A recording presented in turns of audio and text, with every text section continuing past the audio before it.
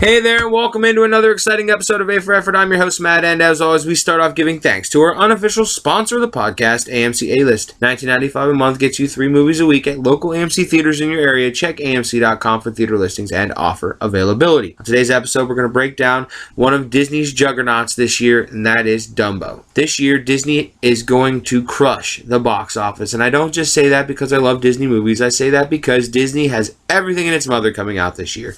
Dumbo, Aladdin, Maleficent, Lion King, Star Wars, Avengers Endgame, Captain Marvel. These movies are going to crush the box office. Captain Marvel's already hit $1 billion. Now Dumbo's turn to crush. Avengers Endgame broke the internet with pre-ticket sales. Now it's Dumbo's turn. And I will admit, I was a little hesitant at first because I'm like, ugh, Dumbo, do I really want to see another one? But I came out of it going, wow, that was pretty good.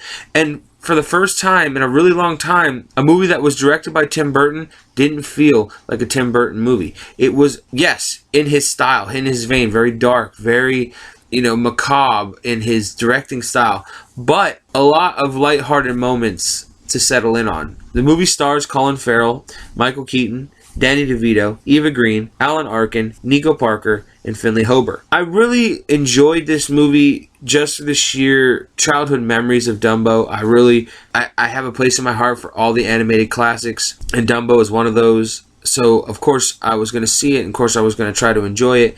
Like I said, I was skeptical at first, but came out really having enjoyed myself. The big selling point for me was the Hufflepuffs and Woozles. They're not exactly what you think they are, but it's still them in spirit, and it's a really interesting way to do the Hufflepuffs and Woozles. I really love that scene in the movie, both animated and live action. I like that they centered on more human characters more so than talking animals, because we're going to get a lot of that come Aladdin and Lion King especially. Colin Farrell comes home from the war having lost an arm, can't do what he's good at, which is be a horse trainer, wrangler, and now he's got to take on the elephants as his new way of life. And his kids are upset because their mom died while he was away at war, and they've been on their own. And, it's a true family story, and it was good. And I enjoyed myself, and I enjoyed the tale that Tim Burton wove through Dumbo, and it was a really great story. Michael Keaton plays a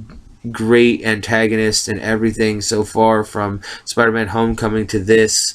Danny DeVito shines. It's been a while since I've seen him in anything besides It's Always Sunny, so it was great to see him out there. I love Colin Farrell, so he's always great. And then Nico Parker, I spent the whole movie going, I know that's got to be Thandie Newton's daughter, and I go home and find out she is. So it's just really awesome that Thandie Newton, who I love, is bringing her family into the fold, and her daughter did such a great job with this role. Not much I can say more about Dumbo. Disney's going to have a brilliant year moving forward. Like I said, this is their second release of this year so far, behind Captain Marvel. Next month there's Avengers Endgame, gonna absolutely crush it. The following month after that they have Aladdin. 2 months after that is Lion King. 2 months after that is Maleficent 2, and then they end the year with Star Wars. Not to mention Frozen's in there as well this year. This is a big year for Disney. They're going to just annihilate all the competition at the box office.